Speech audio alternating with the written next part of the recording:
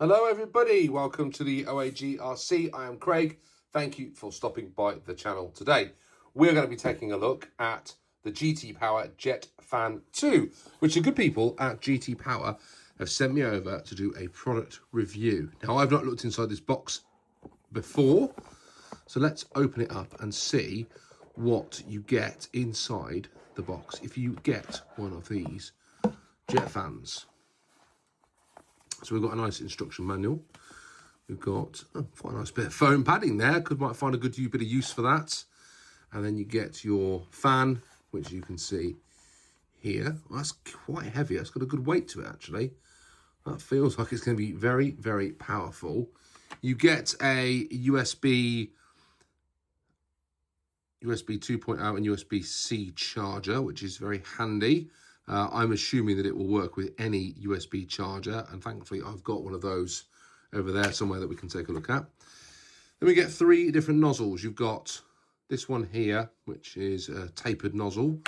You've got an even tighter taper on there for those really intricate moments, and also a wide taper there, which I'd imagine is going to be really good for blowing out sort of big areas with dust. So let's get this plugged in and see if we've got any power in, and we'll see what happens to it.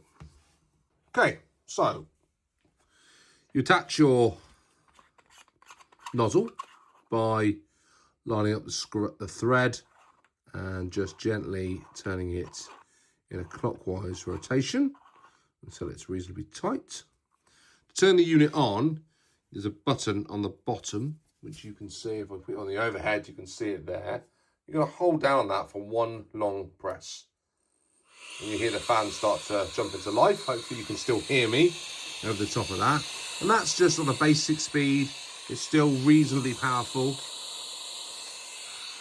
But this slider here, if I push it all the way up, increases the fan speed. You hear the noise there. And then it's quite a bit more powerful. And you can see it now moving that quite a bit. And I was actually a bit underwhelmed by the power at first. But then I realised that if you press on the bottom 3 times, you'll hear it change in the noise. And then the fan becomes a lot more powerful.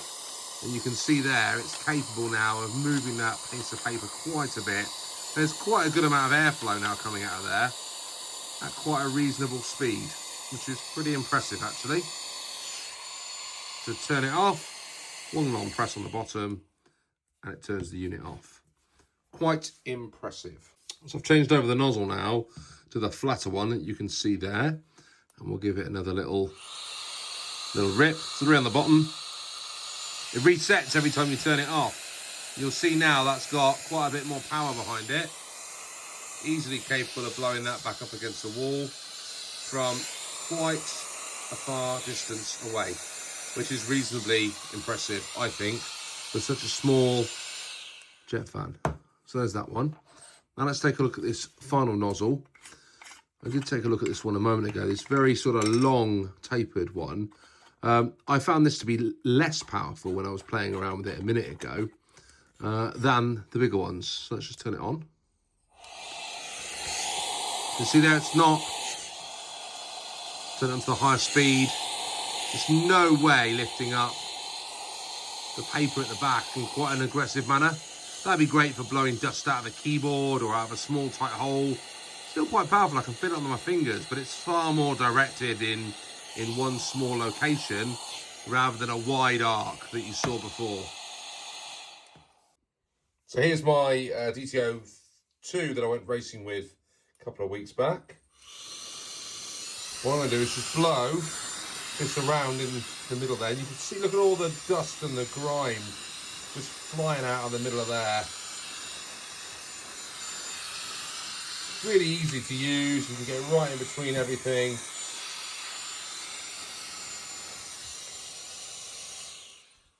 That's cleared most of the big bits out. Just check inside.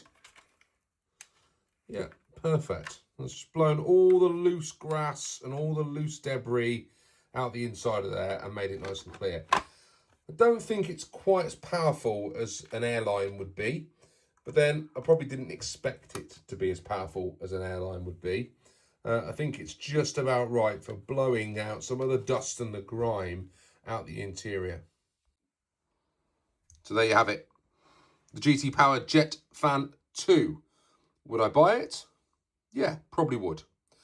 I like the fact that it's portable and it's got no wires on it, and you can take that out with you to the track and clean off the RCs between runs and make sure there's no dirt and debris on them.